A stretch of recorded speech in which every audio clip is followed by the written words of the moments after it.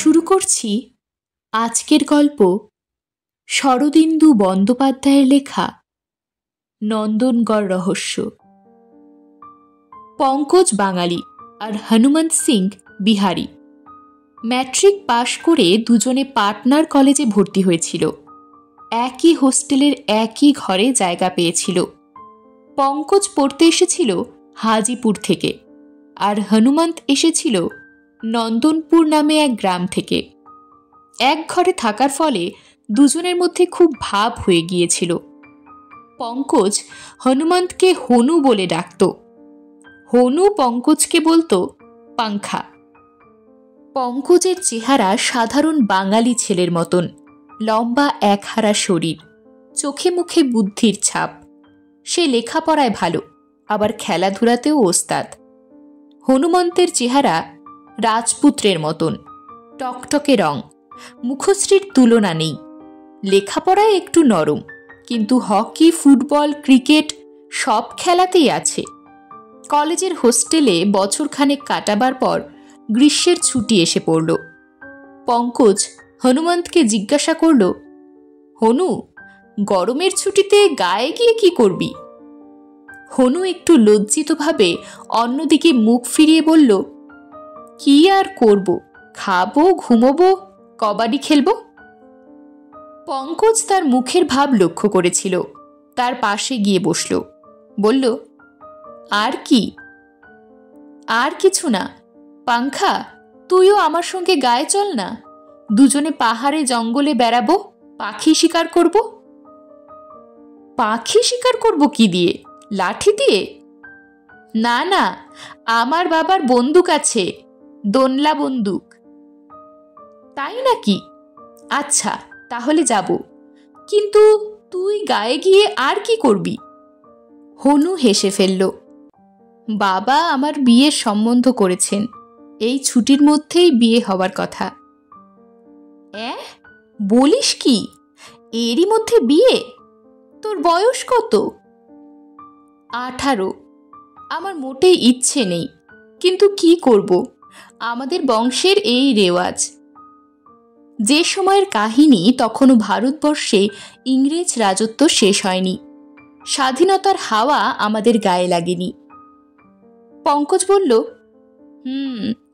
বউকে দেখেছিস? দূর, বিয়ের আগে কি বউকে দেখতে আছে?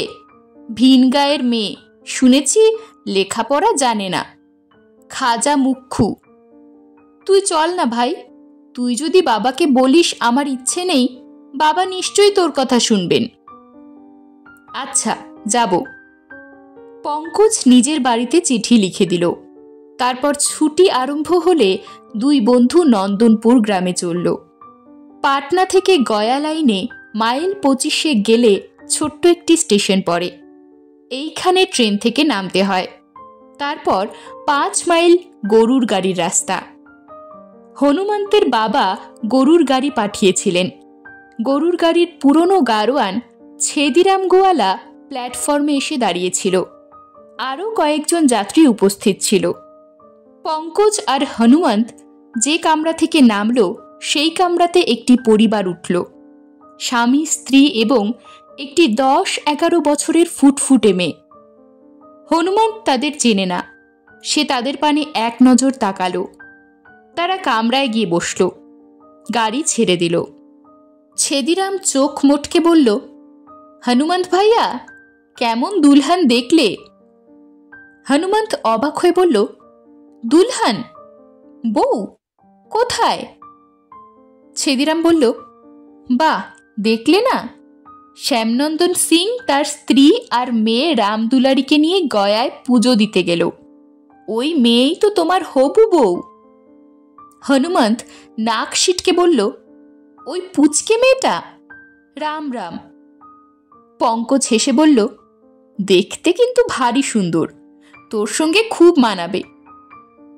দূর, ওইটুকু বেড়াল ছানার মতন মেয়ে আমি বিয়ে করব না। হনুমন্ত মুখ গোমরা করে গরুর গাড়িতে উঠে বসল।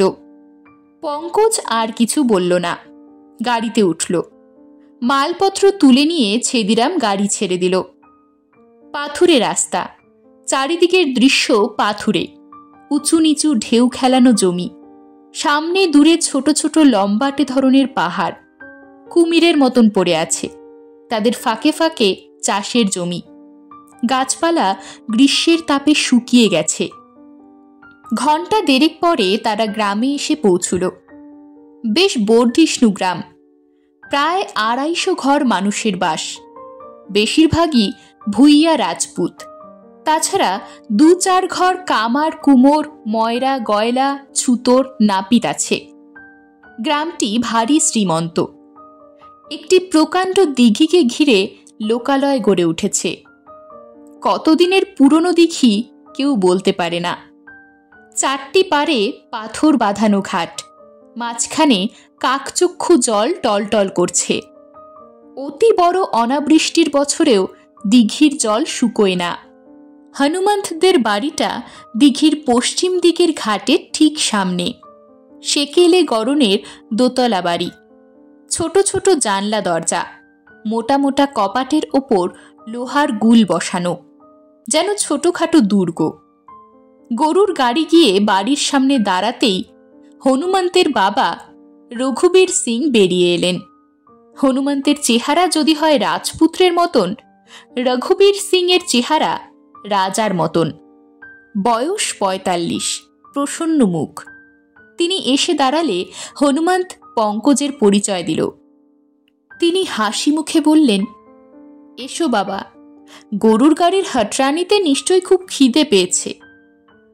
দুজনের কাঁধে দুহাত রেখে তিনি তাদের বাড়ির মধ্যে নিয়ে গেলেন। হনুমন্ত মায়ের সঙ্গে দেখা করতে দোতলায় চলে গেল। নিচের তলার একটা ঘরে পঙ্কজকে নিয়ে গিয়ে রঘুবীর সিং বললেন, এই ঘরে তোমরা 2 বন্ধু থাকবে। ঘরে পাশাপাশি 2টি খাট পাতা, একটি চৌকির উপর খাবার ঢাকা দেওয়া রয়েছে। কিছুক্ষণ পরে হনুমন্ত ফিরে এলো। দুজনে খেতে বসল। নানা রকম খাবার, কচুরি, সিঙ্গারা, বালুশাই, গুলাব জামুন, মতিচুর। দুজনে পেট ভরে খেল। খাওয়া শেষ হলে হনুমন্ত বলল, চল পাংখা, তোকে আমাদের গ্রাম দেখিয়ে আনি। তখন বেলা 11টা বেজে গেছে। মাথার উপর কড়া রোদ্দুর, কিন্তু রোদ্দুর ওদের গায়ে লাগে না। 2 বন্ধু গ্রামের রাস্তায় রাস্তায় কিছুক্ষণ বেড়ালো। মাঠ কোঠা একটা বাড়ির সামনে দিয়ে যাবার সময় শুনতে পেল মেয়েলি গলায় কান্নার আওয়াজ। হনুমন্ত দাঁড়িয়ে পড়ল। বাড়ির সামনে কেউ নেই। একটি বুড়ো লোক লাঠি ধরে রাস্তা দিয়ে আসছিল। হনুমন্ত তাকে জিজ্ঞাসা করল, মাহাতো, ফেকুরামের বাড়িতে কান্নাকাটি কিসের? মাহাতো চিবিয়ে চিবিয়ে বলল, ফেকুরাম পরশু সকালে পাটনা গিয়েছিল।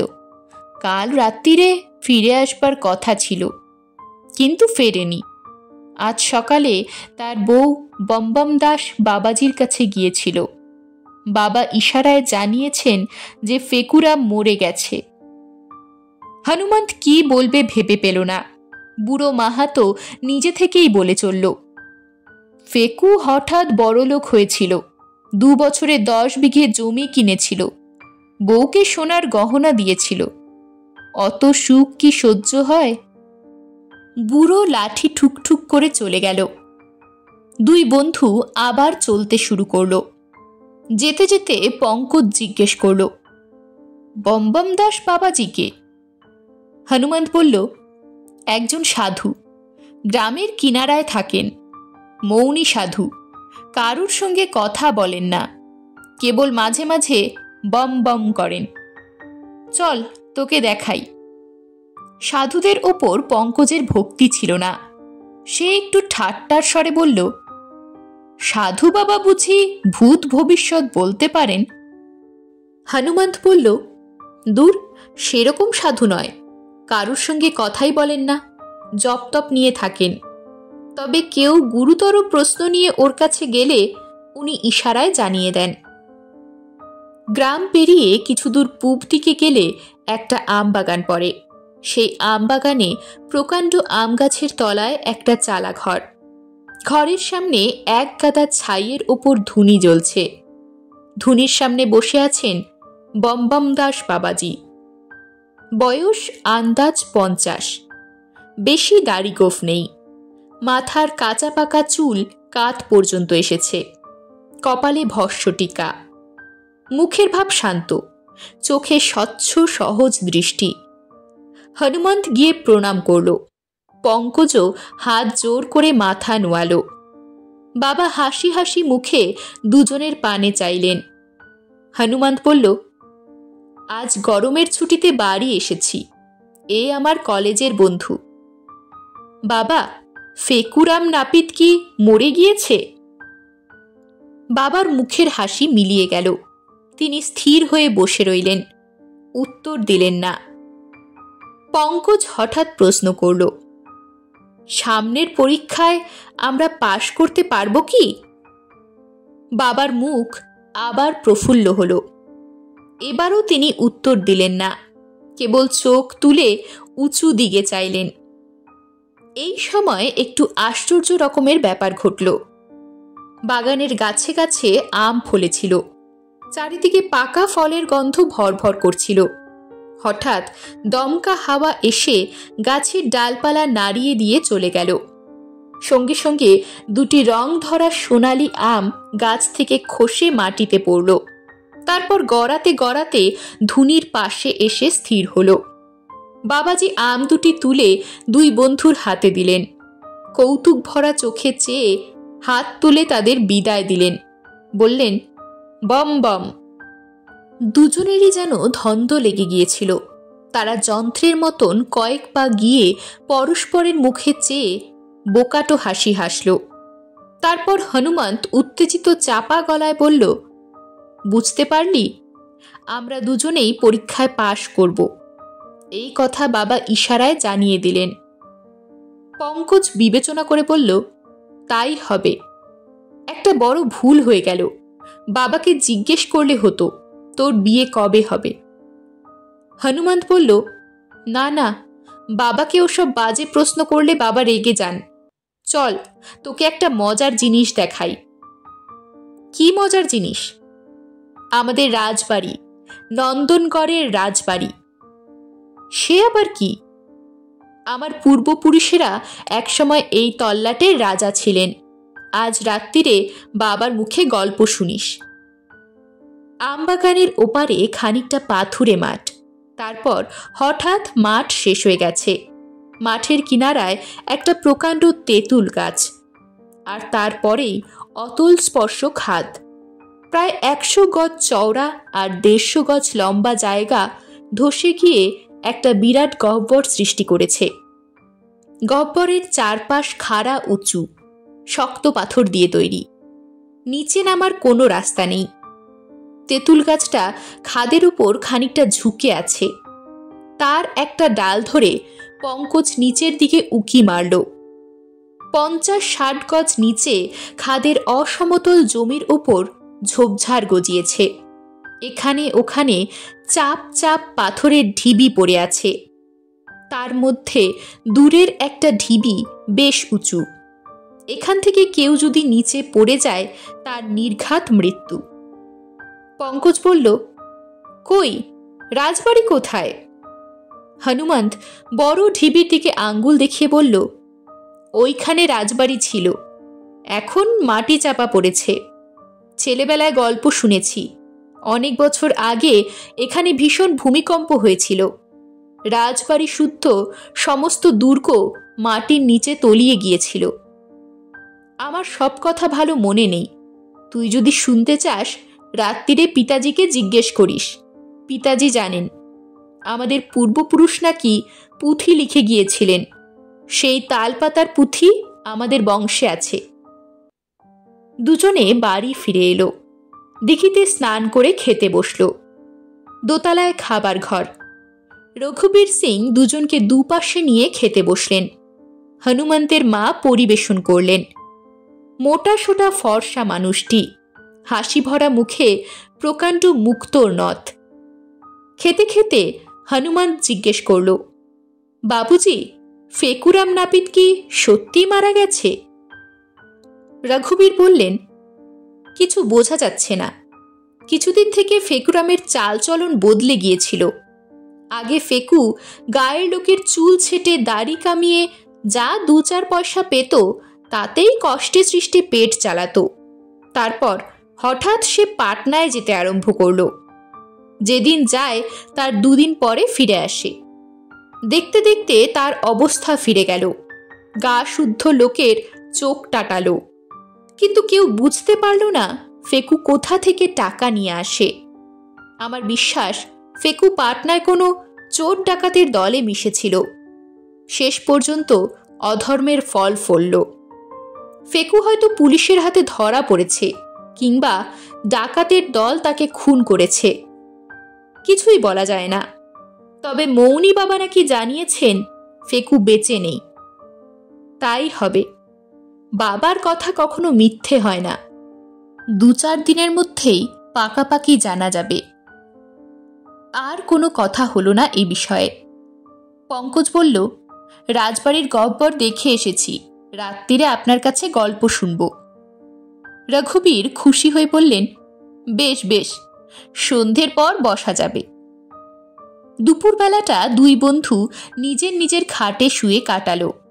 তারপর উঠে খানিকক্ষণ দাবা খেলল। সূর্যাস্ত হতে বেশি দেরি নেই দেখে পঙ্কজ বলল, চল হনু, বেরিয়ে আসি, দুপুরের খাওয়া এখনো হজম হয়নি। হনুমন্ত বলল, তা চল, কোন দিকে যাবি? রাজবাড়ির দিকে। রাজবাড়ির গর্ত তো দেখলি, আর কি দেখবি? আবার দেখব, জায়গাটা বড় ভালো লেগেছে। দুজনে বেরুলো। রাজবাড়ির খাদের কাছে গিয়ে তেঁতুল তলায় বসল। সূর্য তখনও অস্ত যায়নি, কিন্তু ঝাঁকড়া তেঁতুল গাছের তলায় অন্ধকার। নিচে গহ্বরের তল পর্যন্ত দেখা যায় না। কালো জলের মতন অন্ধকার ভরে ভরে উঠেছে। মনে হয় সূর্যাস্ত হলে গহ্বর কানায় কানায় কালো জলে ভরে উঠবে। পঙ্কজ সেই দিকে তাকিয়ে তাকিয়ে কেমন যেন আচ্ছন্ন হয়ে পড়ল। কি ভাবছিস? ভাবছি কতকাল আগে এখানে একদল মানুষ বাস করত। সন্ধে হলে চারিদিকে আলো জ্বলে উঠত। রাজবাড়ির মেয়ে পুরুষ নানা কাজে ঘুরে বেড়াত। কেমন ছিল তাদের জীবন, তারা কি ভাবত, কি কাজ করত? যেদিন ভূমিকম্প হয় সেদিন তারা কে কি করছিল?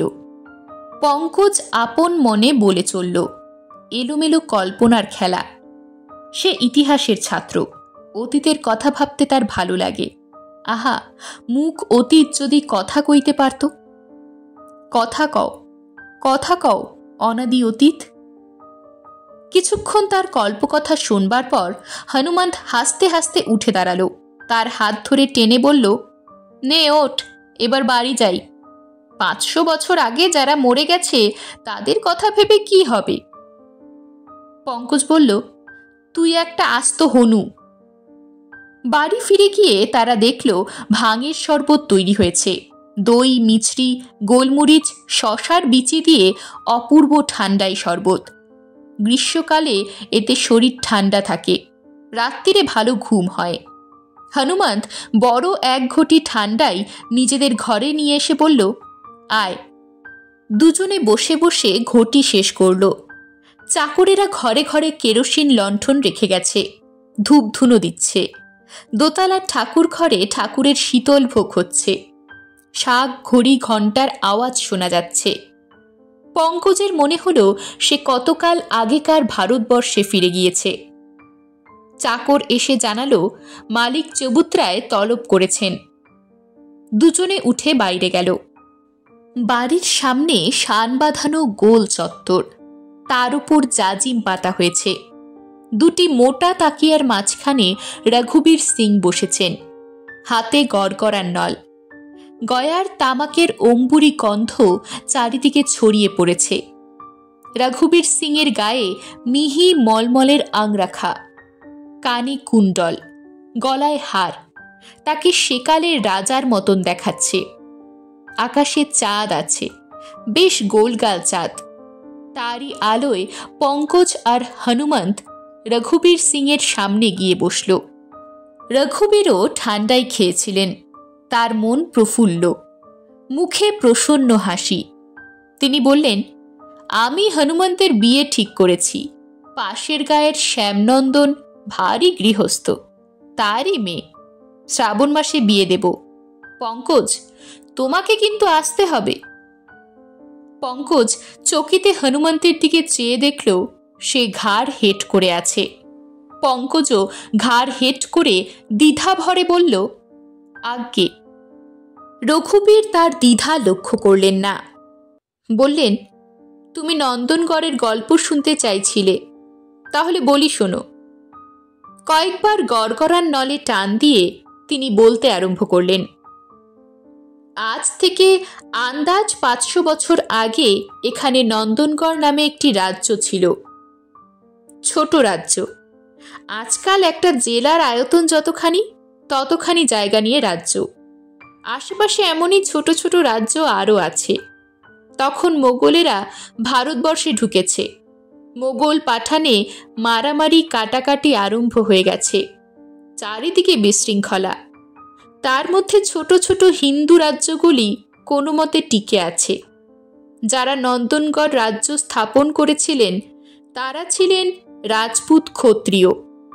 কোনো শরণার্থীর যুগে রাজস্থান থেকে বেরিয়ে পূব দিকে এসে এই পার্বত্য এলাকায় রাজ্য স্থাপন করেছিলেন। রাজ্যের মাঝখানে পাথর দিয়ে দুর্গ রচনা করেছিলেন। এই দুর্গই ছিল একাধারে তাদের রাজপুরী এবং রাজধানী। রাজস্থান ছেড়ে আসার পরও রাজপুতেরা নিজেদের সাবেক রীতিনীতি আচার ব্যবহার ছাড়েননি। শরৎকালে হরিণ বরাহ মারবার জন্য শিকারে বেরুতেন। 12 মাসে 13 পার্বণ লেগেই থাকত। মাঝে মাঝে পড়শি রাজার সঙ্গে যুদ্ধ বেঁধে যেত। ছেলে মেয়েদের বিয়ে হতো জাতের মধ্যে, এক রাজার ছেলের সঙ্গে অন্য রাজার মেয়ের। এমনিভাবে কত শতাব্দী কেটে গেল তার ঠিক নেই। তারপর হঠাৎ একটা দিন এলো, যে দিনটা নন্দনগড় রাজ্যের শেষ দিন। হঠাৎ ভাগ্য বিপর্যয় হলো। এক মুহূর্তে সব শেষ হয়ে গেল।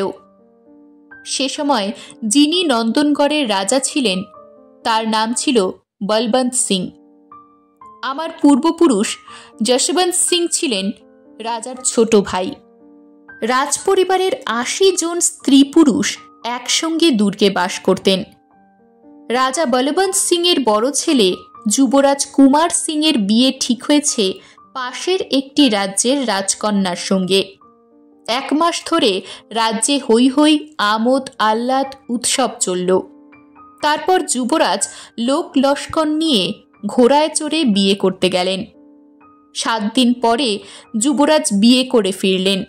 সঙ্গে চতুর্দোলায় বউ, অপরূপ সুন্দরী বউ, যেন লক্ষ্মী প্রতিমা। আবার রাজ্যে উৎসব শুরু হলো। 2 হপ্তাহ ধরে হৈ হৈ চলবার পর উৎসব যখন ঝিমিয়ে এসেছে, দূরের জ্ঞাতি গোষ্ঠীরা একে একে বিদায় নিচ্ছে। সেই সময় আমার পূর্বপুরুষ যশবন্ত সিং এর খেয়াল হলো তিনি শিকারে যাবেন। 2 মাস ধরে ভোজ চলেছে। ছাগল ভেড়া সব শেষ হয়ে গেছে। জঙ্গল থেকে হরিণ মেরে আনতে হবে। 20 জন সঙ্গী নিয়ে যশবন্ত সিং বেরুলেন, হাতে বল্লম, কাঁধে ধনুক।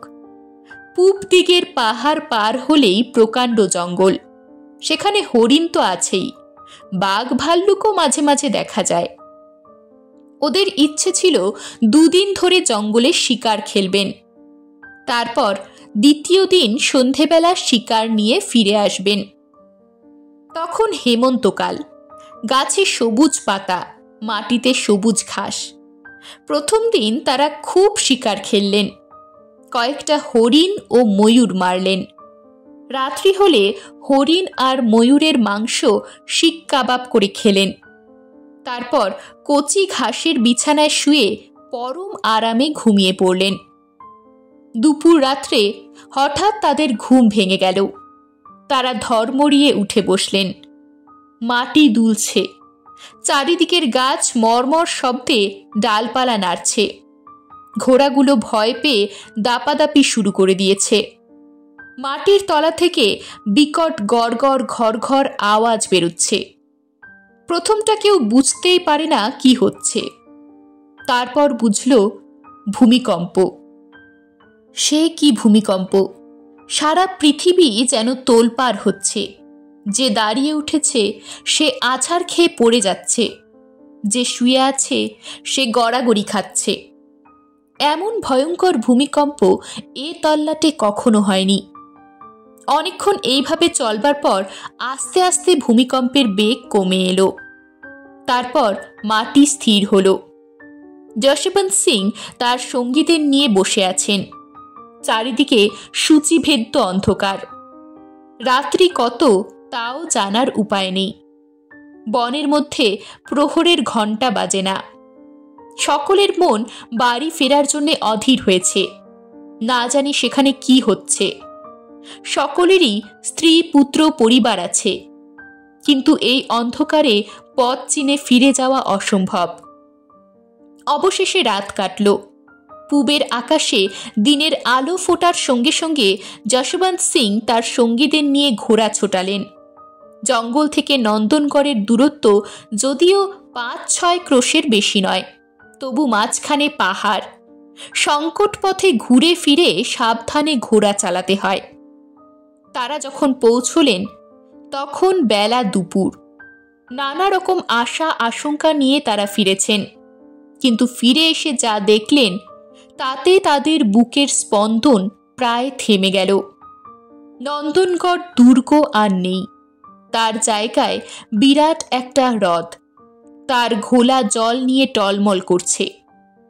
ভূমিকম্পের ফলে দুর্গ অতলে তলিয়ে গিয়েছে, আর মাটির তলা থেকে জল উঠে এসে গহ্বরটাকে কানায় কানায় ভরে দিয়েছে।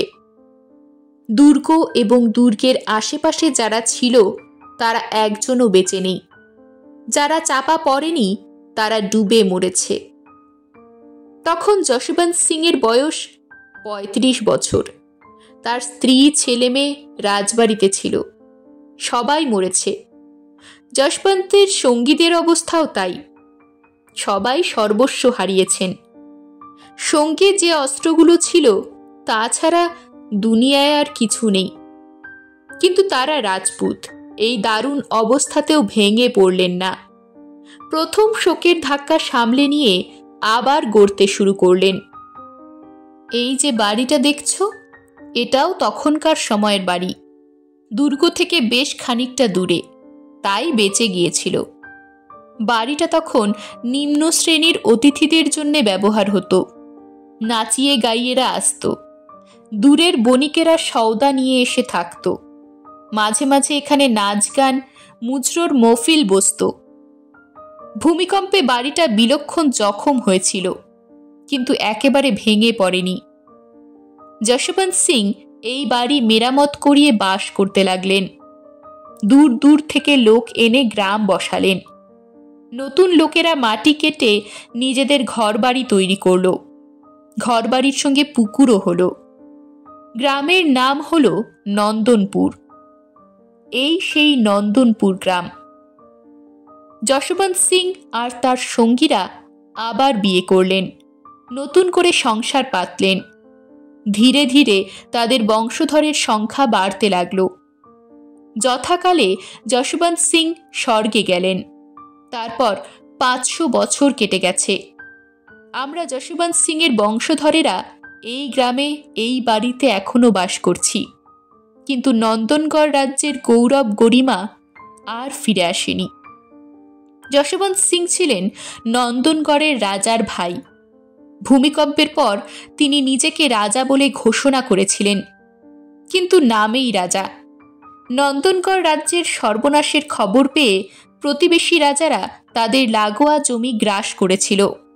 যশবন্ত সিংয়ের টাকা নেই, সৈন্য নেই, কিসের জোরে রাজ্য রক্ষা করবেন? শেষ পর্যন্ত নন্দনপুর গ্রামের চারপাশে 1000 খানেক বিঘে জমি রয়ে গিয়েছিল। এই 1000 বিঘে জমি এখন আমাদের সম্বল, আর সম্বল আমাদের বংশমর্যাদা। বংশের সাবেক চালচলন আমি বজায় রেখেছি এবং যতদিন ক্ষমতা থাকবে রাখব। রঘুবীর সিং চুপ করলেন। ইতিমধ্যে চাঁদ প্রায় মাথার উপর উঠেছে। চারিদিকে দৃশ্য যেন 500 বছর আগেকার স্বপ্ন দেখছে। একটা পাপিয়া দূরের আমবাগান থেকে বুক ফাটা ডাক ডেকে উঠল। পঙ্কজ আস্তে আস্তে বলল, দুর্গ ধসে গিয়ে যে গহ্বর হয়েছে আপনি বললেন তা জলে ভরে গিয়েছিল, কিন্তু এখন তো জল নেই। রঘুবীর বললেন, না, এখন জল নেই, কিন্তু আমার মনে আছে 35 বছর আগেও খাদের মধ্যে কাদা ছিল। বর্ষার সময় জল জমত, বকেরা গিয়ে ব্যাঙাচি ধরে খেত। তারপর ক্রমে কাদাও শুকিয়ে গেল। ভেবে দেখো, 500 বছর লাগলো জল শুকোতে। বোধহয় নদীটা আস্তে আস্তে মজে গেছে। পঙ্কজ বলল, তাই হবে।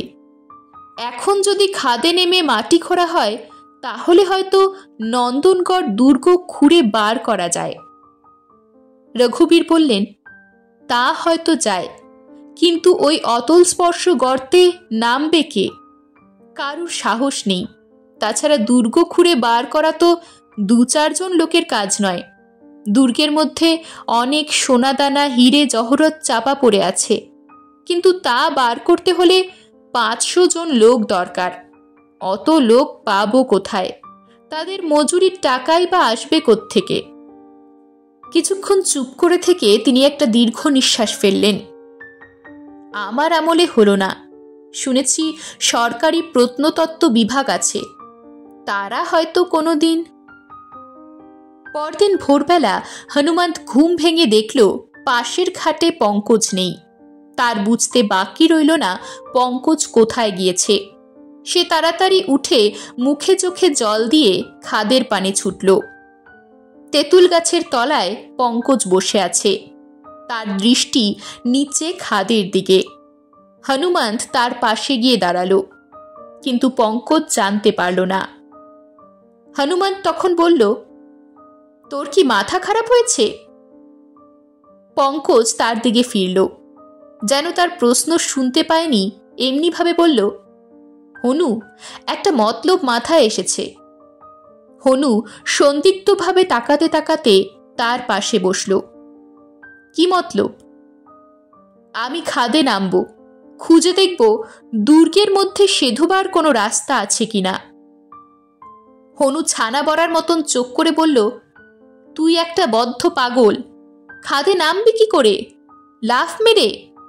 কোথাও নামবার রাস্তা নেই। পঙ্কজ বলল, রাস্তা আছে। এই তেঁতুল গাছে দড়ি বেঁধে ঝুলিয়ে দেব, দড়ি ধরে নামব। আমি খুব সহজে দড়ি বেয়ে ওঠানামা করতে পারি। ওসব চলবে না, ওঠ, বাড়ি যাই। দুই বন্ধুতে তর্ক বেঁধে গেল। হনুও যেতে দেবে না, পঙ্কজও নাছোড়বান্দা। শেষ পর্যন্ত হনু বলল, তুই যদি নামিস আমিও নামব, তোকে একলা নামতে দেব না। পঙ্কজ বলল, তা কি করে হবে? তুই ওপর থেকে দড়ি পাহারা দিবি। মনে কর আমরা দুজনে নিচে নেমেছি, কেউ একজন এসে দড়ি খুলে নিয়ে চলে গেল, তখন কি হবে? হনু বলল, বাবাজি যদি জানতে পারেন দুজনকেই ঘরে বন্ধ করে রাখবেন। চল, ওঠ এখন। বাড়ি ফিরতে ফিরতে হনু বলল, অত লম্বা দড়ি বা কোথায় পাওয়া যাবে? 10 হাত 20 হাত দড়ি হলে তো চলবে না, 50-60 হাত দড়ি চাই। পঙ্কজ বলল, তোদের গোয়াল ঘরে তো অনেক গরু, গরু বাঁধা দড়ি জোড়া দিয়ে লম্বা করা যাবে না? হনু উত্তর দিল, না। তার মনেও সাড়া জেগেছে, অ্যাডভেঞ্চারের উত্তেজনা স্নায়ুতে বইতে আরম্ভ করেছে। তবু সে দ্বিধাবরে বলল, খাদের দিকে অবশ্য গায়ের কেউ যায় না, কিন্তু যদি কোনো রকমে জানাজানি হয়ে যায়? জানাজানি হতে দেব না, চুপি চুপি কাজ করব। সমস্যার নিষ্পত্তি হলো না, কিন্তু বোঝা গেল হনুও রাজি। এত বড় অ্যাডভেঞ্চারের লোভ কতক্ষণ সামলে থাকা যায়?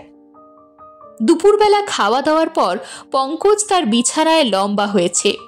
হনুমন্ত এসে তার পাশে বসল, বলল, বাবা কাল ভোরে পাটনা যাচ্ছেন। তাই নাকি? তাহলে তো লাইন ক্লিয়ার। পঙ্কজ উঠে বসল। কিন্তু হনুমন্তের মুখ দেখে থমকে গেল। কেন রে হনু, পাটনা যাচ্ছেন কেন? হনু বিষণ্ণ গলায় বলল, বিয়ের নেমন্তন্নপত্র ছাপাবেন, গয়নাগাটি কাপড় চোপড় কিনবেন। পঙ্কজ চুপ করে রইল। হনু তখন মিনতি করে বলল, তুই একবার চেষ্টা করে দেখ না পাংখা, তোর কথা বাবা শুনতেও পারেন। তুই নিজে বল না কেন? ও বাবা, অত সাহস আমার নেই, মাকে বলেছিলাম, তিনি হেসেই উড়িয়ে দিলেন। আচ্ছা, আমি বলবো। সেদিন সন্ধ্যের পর রঘুবীর সিং চাতালে বসে গড়গড়া টানছেন। পঙ্কজ তার কাছে গিয়ে বসল। আজ রঘুবীর সিংয়ের গায়ে সাধারণ সাজ পোশাক, কানে কুণ্ডল, গলায় হার নেই। তিনি হেসে বললেন, কি গল্প শুনবে নাকি?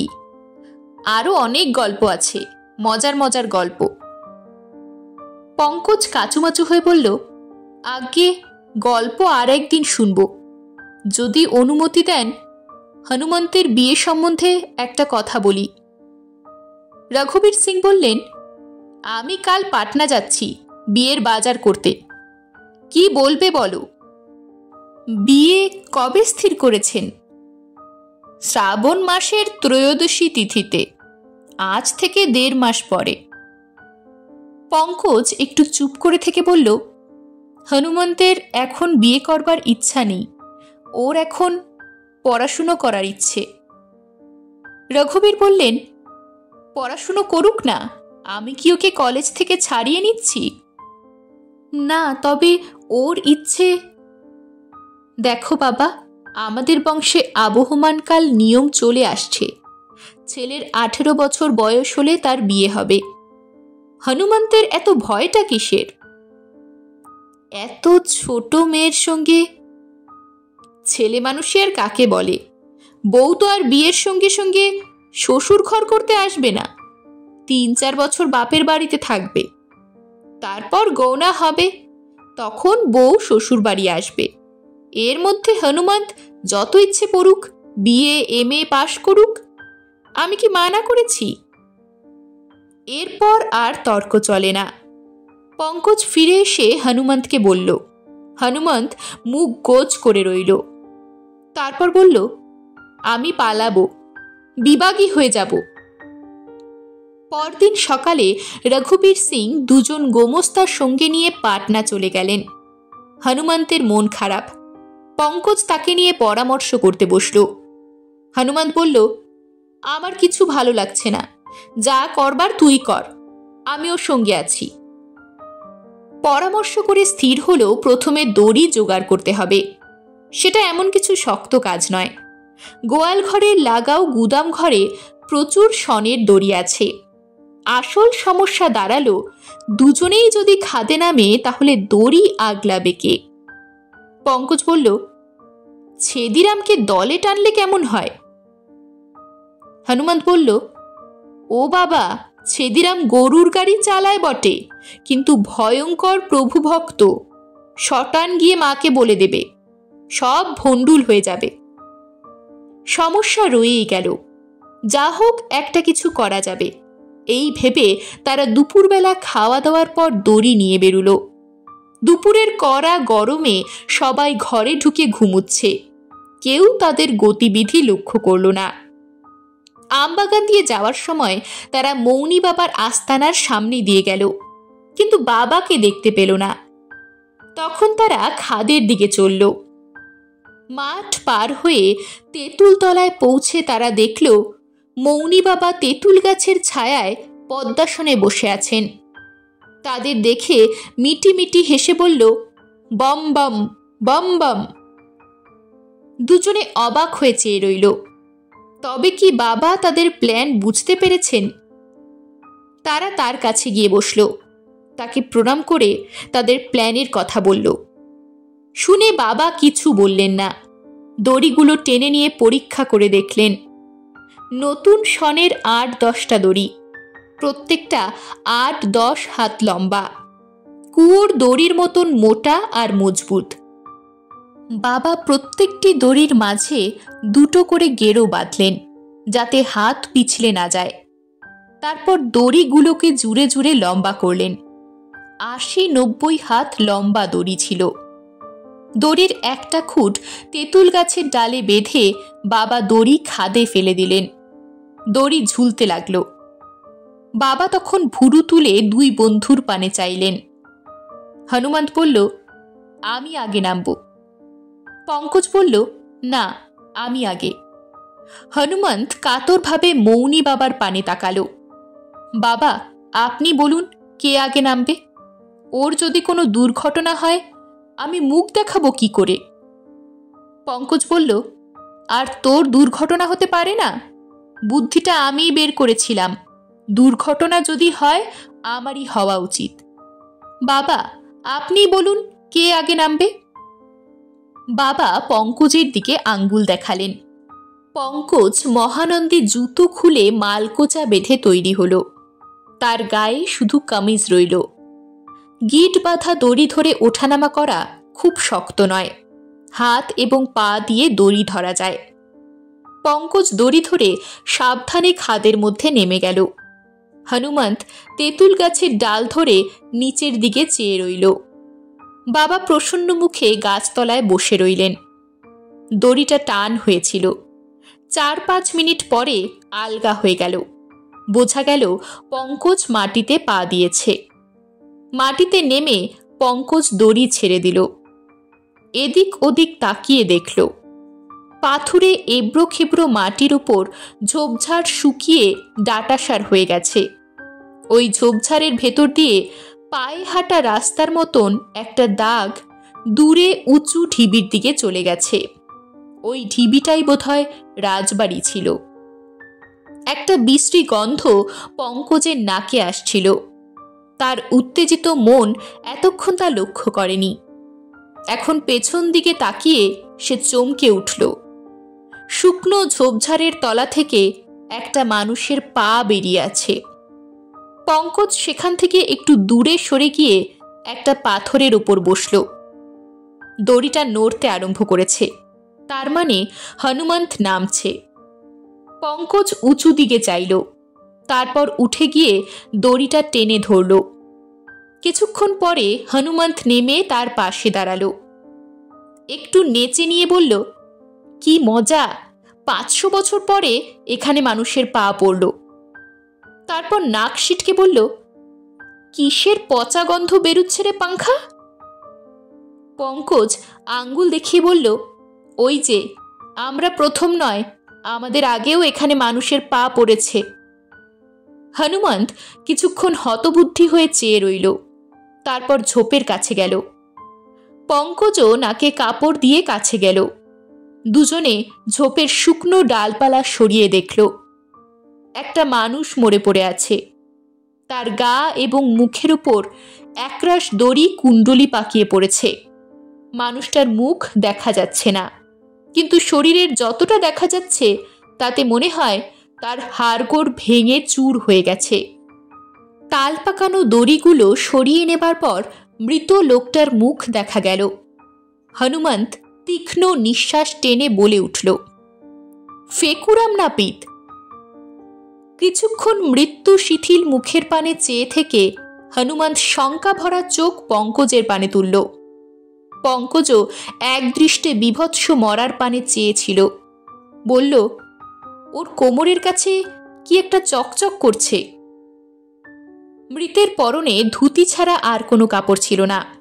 কোমরে গিট বাঁধা। হনুমান চোখ বুঝে সেই দিকে হাত বাড়িয়ে মুঠিতে কিছু তুলে নিল। তারপর হাত খুলে দেখল এক মুঠি মোহর। দুজনে অবাক হয়ে চেয়ে রইল। তারপর দূরে সরে গিয়ে পাথরের ওপর পাশাপাশি বসল। বেশ খানিকক্ষণ বসে রইল। ব্যাপারটা যে কি হয়েছিল তা এখন অনুমান করা যায়। ফেকুরাম নাপিত ছিল ধূর্ত ধরিবাজ লোক। সে বুঝেছিল মাটি চাপা রাজবাড়িতে অনেক সোনাদানা আছে। একদিন সে চুপি চুপি তেঁতুল গাছে দড়ি বেঁধে নিচে নামল। রাজবাড়ি ঘুরে সোনাদানার সন্ধান পেল। তখন সে এক ফন্দি করল। সোনাদানা যা পায় তাই নিয়ে পাটনায় যায়। সেখানে মাল বিক্রি করে টাকা নিয়ে আসে। গায়ের লোক ভাবে ফেকু পাটনা থেকে রোজগার করে আনে। এইভাবে অনেক দিন চলল। ফেকুর চালাকি কেউ ধরতে পারল না। কিন্তু ধর্মের কল বাতাসে নড়ে। 2-3 দিন আগে ফেকু আবার খাদে নেমেছিল, কিন্তু দড়িটা সাবধানে গাছের ডালে বাঁধেনি। নামবার সময় দড়ি আলগা হলেও খুলে যায়নি, কিন্তু ফেকু যখন কোমরে মোহর গুজে দড়ি বেয়ে ওপরে উঠতে লাগলো তখন দড়ি খুলে গেল। ফেকু অনেক দূর উঠেছিল, কিন্তু তেঁতুল গাছ বরাবর পৌঁছবার আগেই দড়ি খুলে গেল। ফেকু 50-60 হাত নিচে পড়ল। তার দেহ একেবারে থেতো হয়ে গেল। লোকে জানে ফেকু পাটনায় গিয়েছে। কেবল মৌনী বাবা বোধহয় আসল কথা জানতেন। হনুমান চিন্তায় ডুবে গিয়েছিল। পঙ্কজের কথায় চমক ভাঙল। দুপুর গড়িয়ে গেছে, যা ভাববার পরে ভাবা যাবে। এখন চল দেখি রাজবাড়িতে কোথায় কি আছে। হনুমন্ত উঠে দাঁড়ালো, মোহরগুলো মেলে ধরে বলল, এগুলো কি হবে? পঙ্কজ বলল, কি আর হবে, তোদের জিনিস, পূর্বপুরুষের সোনা। ফেকু চুরি করছিল, এখন তোরা নিবি।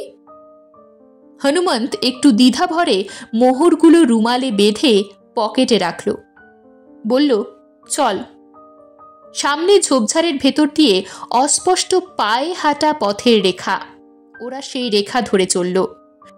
রেখাটা একে বেঁকে ঢিবি ঢাবা এড়িয়ে বড় ঢিবির দিকে গিয়েছে। ফেকুর যাতায়াতের ফলে বোধহয় এই পথ তৈরি হয়েছে। বড় ঢিবিটা দূর থেকে দেখেও বেশ বোঝা যায়। একটা প্রাসাদ বহুকাল জলের তলায় থাকার পর কাদা আর পাকের নিচে চাপা পড়েছে। জল শুকিয়ে যাবার পর প্রাসাদের আদল ও গড়ন জমাট বাঁধা কাদার ভেতর দিয়েও বেশ আন্দাজ করা যায়। একতলাটা মাটির নিচে বসে গেছে। দোতলা এবং চিলেকোঠা উঁচু হয়ে আছে। তার সারা গায়ে কাটা গাছের জঙ্গল। ঢিবির কাছে পৌঁছে তারা দেখল ফেকুরামের পায়ে হাঁটা পথ শেষ হয়নি। ঢিবির গা ঘেঁষে পাশের দিকে গিয়েছে। তারা মোড় ঘুরল। মোড় ঘুরে কয়েক পা গিয়েই তারা থমকে দাঁড়িয়ে পড়ল। ঢিবির গায়ে একটা সুড়ঙ্গের মুখ, তার পাশে একটা গাইতি আর একটা খন্তা দাঁড় করানো রয়েছে। তারা সুড়ঙ্গের কাছে গেল। শুধু গাইতি আর খন্তা নয়, সুড়ঙ্গের মুখের মধ্যে রাখা রয়েছে একটি হেরিকেন লণ্ঠন। সুড়ঙ্গের ভেতর দুর্ভেদ্য অন্ধকার। সুড়ঙ্গ কোথায় কত দূরে গিয়েছে বোঝা যায় না, তবে একটা মানুষ নিচু হয়ে তার মধ্যে ঢুকতে পারে। দুই বন্ধু একবার মুখ চাওয়াচাওয়ি করল। বলা কওয়ার কিছু ছিল না। ফেকু নাপিত তোড়জোড় করে এই সুড়ঙ্গ কেটে ভেতরে ঢুকেছিল এবং মোহরের সন্ধান পেয়েছিল। তা অতি বড় মূর্খও বুঝতে পারে। পঙ্কজ হাত বাড়িয়ে লণ্ঠনটা বাইরে আনল। দেখা গেল তার খোলের মধ্যে তেল আছে। শুধু তাই নয়, লণ্ঠনের মাথার উপর একটা দেশলাইয়ের বাক্স। ফেকুরাম খুব গোছালো লোক ছিল, সব রকম ব্যবস্থা করে রেখে গেছে। লণ্ঠন জেলে পঙ্কজ বলল, চল এবার 40 চোরের গুহায় প্রবেশ করা যাক। ফেকুরাম অনেক কাজ এগিয়ে রেখেছে। ফেকুরাম না থাকলে আমরা কি করতাম? লণ্ঠনের হাতল দাঁতে কামড়ে ধরে পঙ্কজ হামাগুড়ি দিয়ে সুড়ঙ্গের মধ্যে ঢুকল। হনুমন্ত তার পেছনে রইল। যদিও মাথার উপর বেশ খানিকটা জায়গা আছে, তবু হামা দিয়ে অগ্রসর হওয়াই সুবিধে। লণ্ঠনের আলোয় মোটামুটি দেখা যাচ্ছে।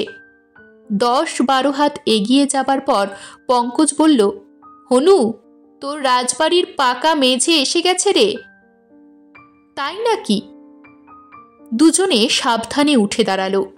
হ্যাঁ, মাটির সুড়ঙ্গ শেষ হয়েছে।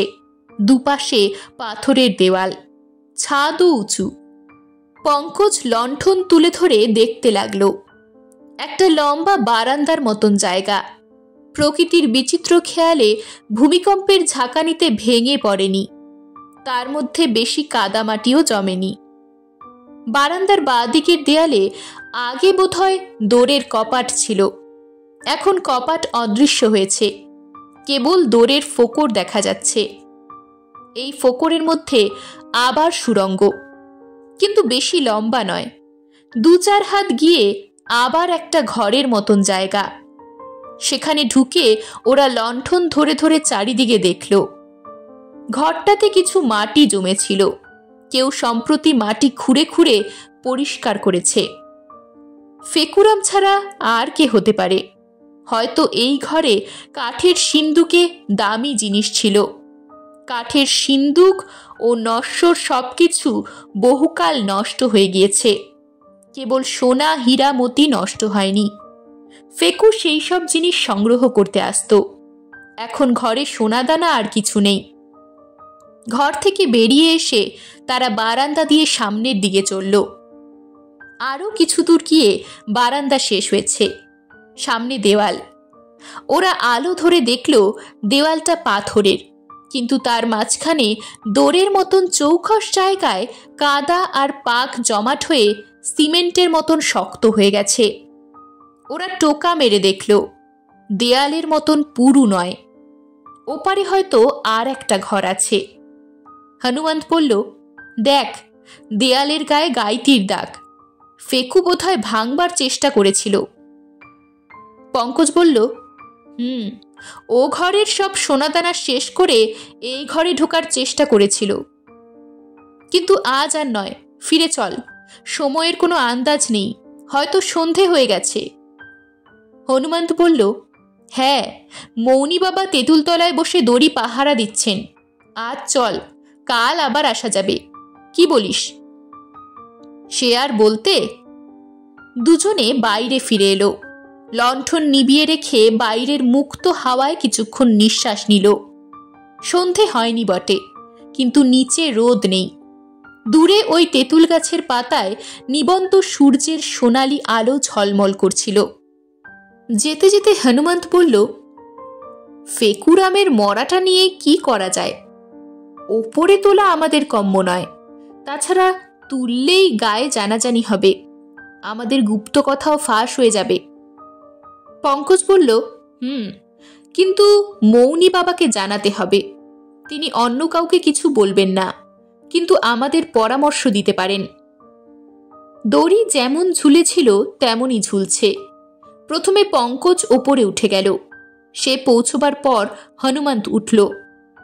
মৌনি বাবা দড়ি আগলে বসেছিলেন, বললেন, বম বম। ওরা তখন মৌনি বাবার সামনে বসে সব কথা বলল। বাবা মন দিয়ে শুনলেন। শেষে হনুমন্ত বলল, বাবা, কাল আবার আমরা নামব, একটু সকাল সকাল আসব, কিন্তু ফেকুর মরাটা নিয়ে কি হবে?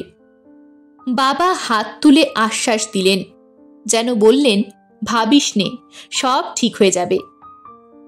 গাছের ডাল থেকে দড়ি খুলে নিয়ে তারা মৌনি বাবার সঙ্গে আমবাগানে গেল। সেখানে চালা ঘরে দড়ি লুকিয়ে রেখে বাড়ি ফিরে গেল। তাদের অভিযানের খবর কেউ জানল না। সন্ধ্যের পর ঘরে দোর বন্ধ করে তারা পরামর্শ করতে বসল। হনুমন্ত বলল, একটা বড় ভুল হয়ে গেছে। মোহরগুলো মৌনি বাবার কাছে রেখে এলেই হতো, বাড়িতে রাখার জায়গা নেই। বাইরে রাখলে চাকরদের নজরে পড়বে। মাকে দিলে মা জানতে চাইবেন কোথা থেকে মোহর এলো। কি করি বলতো? পঙ্কজ ভাবতে লাগলো। কিছুক্ষণ পরে হনুমন্ত নিজেই বলল, এক কাজ করা যাক, ওগুলো তোর সুটকেসে রেখে দে, তোর সুটকেস কেউ খুলবে না।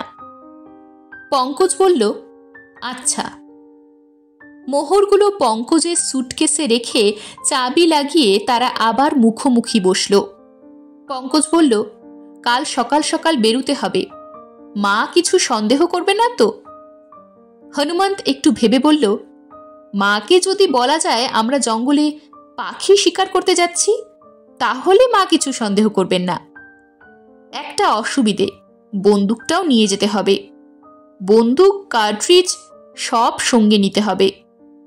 উপায় কি? ওগুলো মৌনি বাবার ঝোপড়িতে রেখে গেলেই হবে।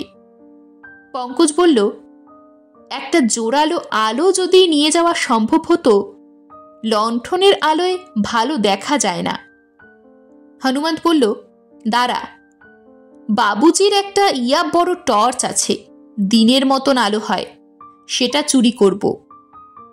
রাত্রে খাবার সময় হনুমন্ত মাকে শিকারে যাবার কথা বলে রাখল। মা বললেন, এই জ্যৈষ্ঠ মাসের দুপুরে পাখি কোথায় পাবি? হনুমন্ত বলল, না পাই, বন্দুক ঘাড়ে করে ঘুরে বেড়াবো। তা বেড়াস, সন্ধ্যের আগে ফিরে আসবি কিন্তু। পরদিন বেলা 10টা নাগাদ দুই বন্ধু খেয়ে দিয়ে তৈরি হয়ে বেরুলো। হনুমন্তের কাঁধে দোনলা বন্দুক, পঙ্কজের হাতে টর্চ আর কার্তুজের থলি। আমবাগানে গিয়ে তারা দেখল মৌনি বাবা ধুনির সামনে বসে আছেন। হনুমন্ত বলল, বাবা, এই বন্দুকটা ঝোপড়িতে রেখে দড়িটা নিয়ে যাব।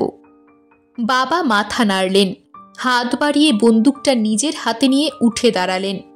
তারপর হনুমন্ত যখন দড়ির কুণ্ডলি একচালা থেকে বার করে আনলো, তখন তিনি বন্দুক কাঁধে ফেলে কার্তুজের থলি হাতে তেঁতুল গাছের দিকে পা বাড়ালেন। দুজনে মুখ তাকাতাকি করল। হয়তো বাবা নিজের শূন্য আস্তানায় বন্দুক ফেলে রেখে যেতে চান না, ঘর থেকে যদি কেউ তুলে নিয়ে যায়।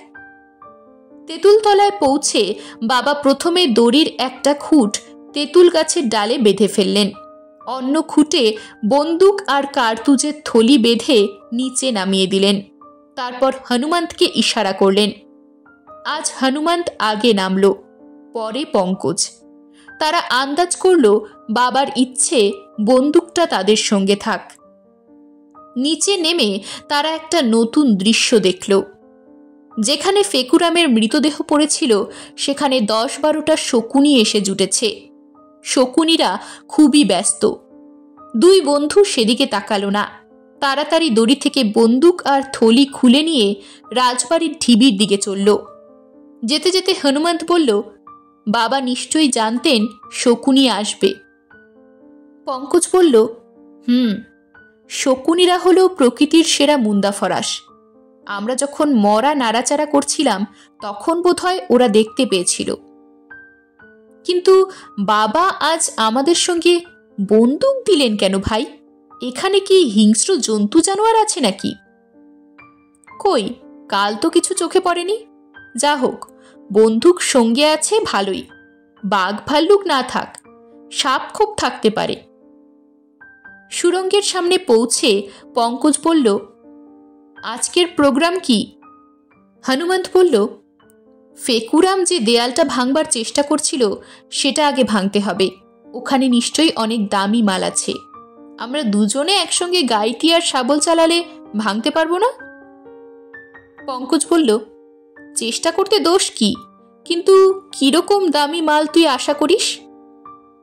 হনুমন্ত এদিক ওদিক চেয়ে বলল, তা কি বলা যায়, হয়তো কিছুই নেই। তবু। দুজনে উঠল। বন্দুক আর কার্তুজের থলি বাইরে রেখে লণ্ঠন জেলে সুরঙ্গে ঢুকল। তাদের সঙ্গে রইল টর্চ, গাইতি আর শাবল। সুরঙ্গের শেষ বরাবর পৌঁছে হনুমন্ত টর্চ জ্বালল। তীব্র আলোয় সংকীর্ণ সুরঙ্গ ভরে গেল।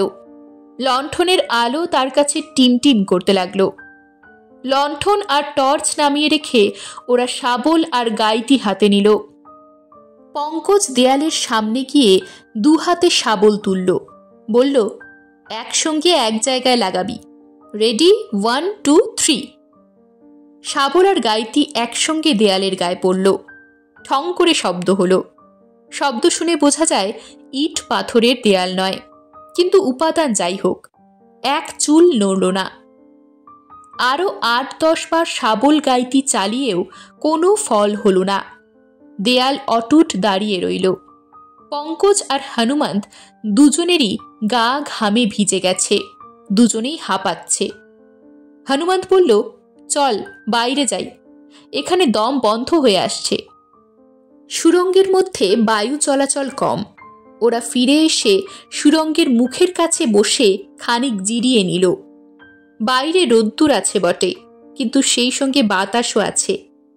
গায়ের ঘাম শুকোতে না শুকোতে পঙ্কজের মাথায় বুদ্ধি খেলে গেল।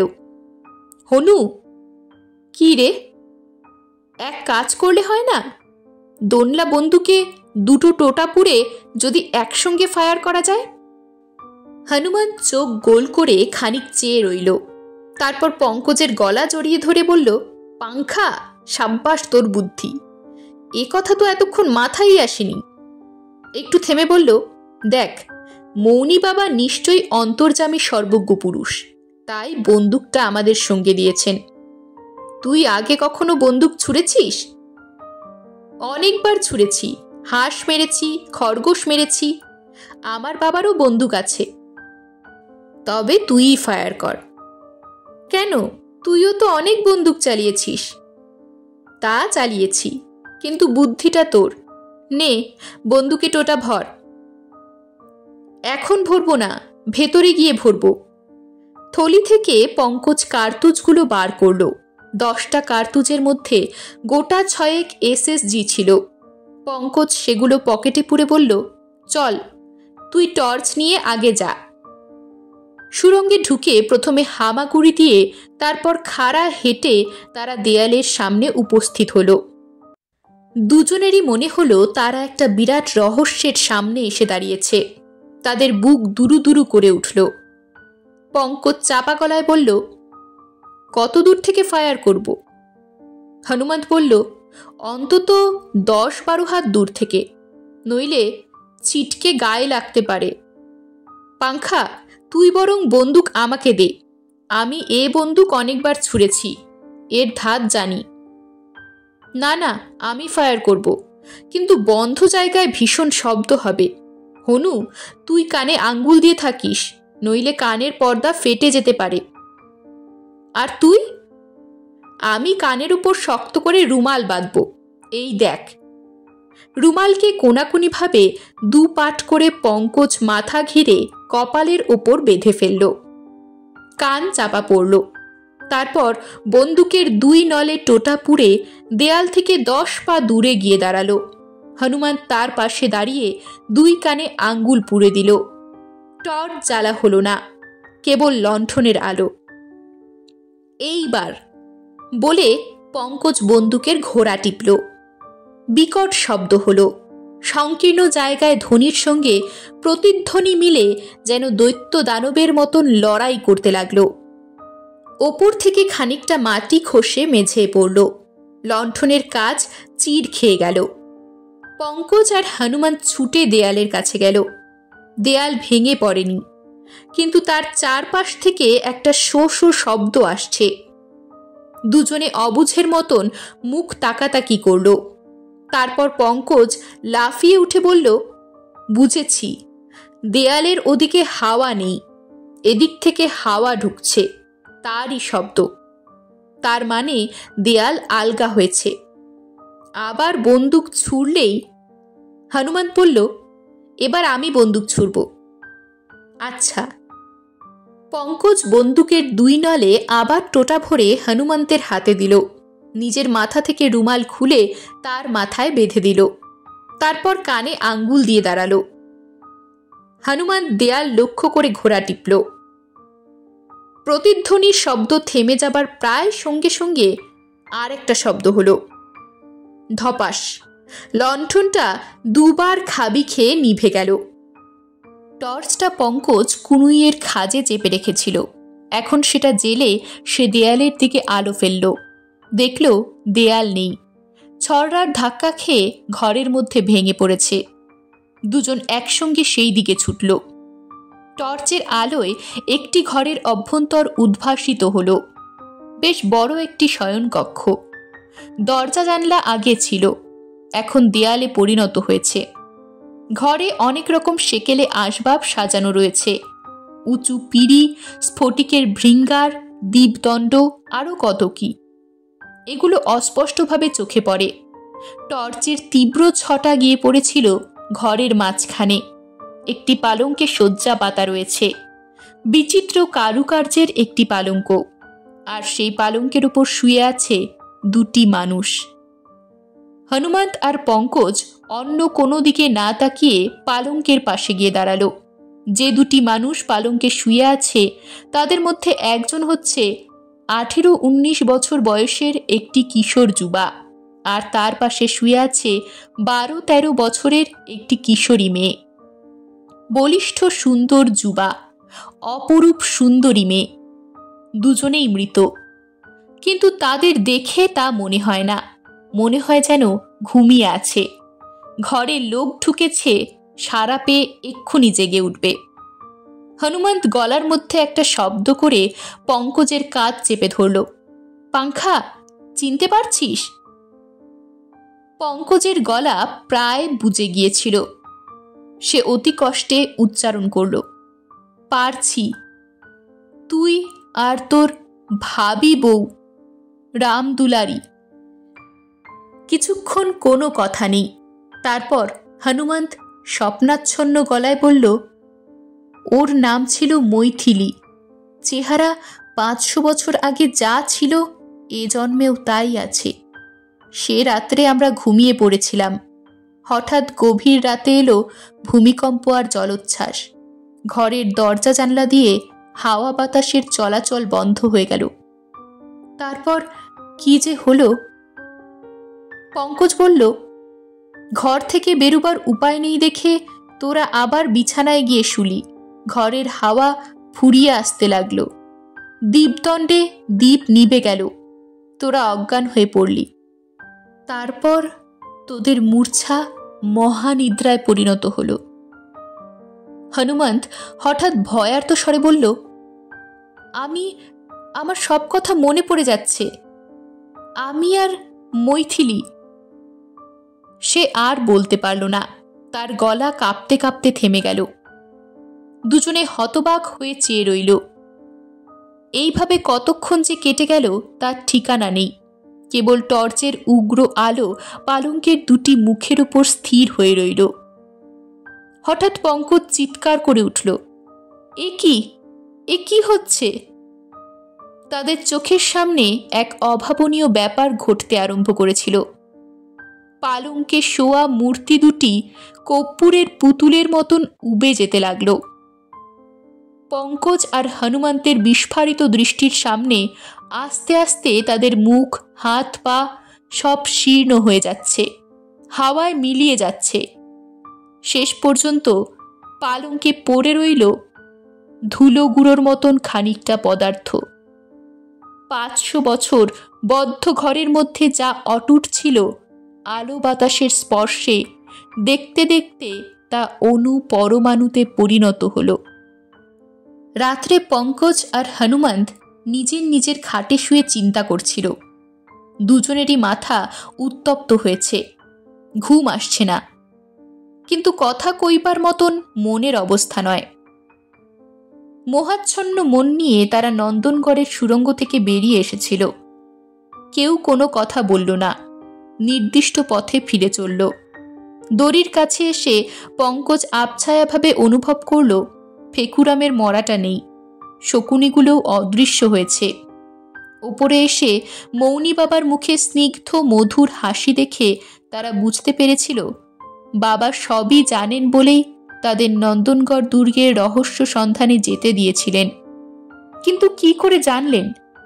হয়তো তার দৈব শক্তি আছে। সাধুরা সকলেই ভণ্ড নয়, 2-4 জন খাঁটি সাধু থাকতে পারে। দুপুর রাত্রে হনুমন্ত উঠে এসে পঙ্কজের খাটের পাশে বসল। বলল, পাংখা, জেগে আছিস? পঙ্কজ বলল, কি খবর? হনুমন্ত বলল, আমি ঠিক করেছি রামদুলারিকে বিয়ে করব। পঙ্কজ মুখ টিপে হাসল। তাহলে বিবাগী হবি না? হনুমন্ত হাসল, এখন নয়। 500 বছর পুরনো বউকে বিয়ে না করলে অন্যায় হবে। পঙ্কজ উঠে বসল। আচ্ছা হনু, আগের জন্মের সব কথা তোর মনে পড়েছে? সব কথা নয়, অনেক কথাই মনে পড়েছে। চেষ্টা করলে বোধহয় সব কথা মনে পড়বে। তোর বউয়ের নাম ছিল মৈথিলী। তোর কি নাম ছিল? আমার নাম ছিল রঘুনন্দন সিং। আগের জন্মে তো তোদের নামের বেশ জোর মিলেছিল। এ জন্মে গরমিল হলো কেন? গরমিল কোথায়? তুই হলি হনুমন্ত, মানে হনুমান। তোর বউ রামদুলারি, মানে সীতা। গরমিল হলো না? তুই কিচ্ছু জানিস না। আমার পুরো নাম হনুমন্তরাজ সিং, মানে হনুমান নয়, হনুমানের মালিক। হনুমানের মালিক কে? রামচন্দ্র, বুঝলি? বুঝলাম। এবার তুই আগের জন্মের গল্প বল, যা মনে আছে সব বলবি, কিচ্ছু বাদ দিবি না। আচ্ছা শোন তবে। হনুমন্ত গল্প বলতে আরম্ভ করল, কিন্তু সে গল্প অন্য গল্প। এরকমই আরো সব গল্প পেতে চ্যানেলটিকে সাবস্ক্রাইব করে দেবেন, আর গল্পটি যদি ভালো লেগে থাকে তাহলে লাইক, শেয়ার আর কমেন্ট করে দেবেন।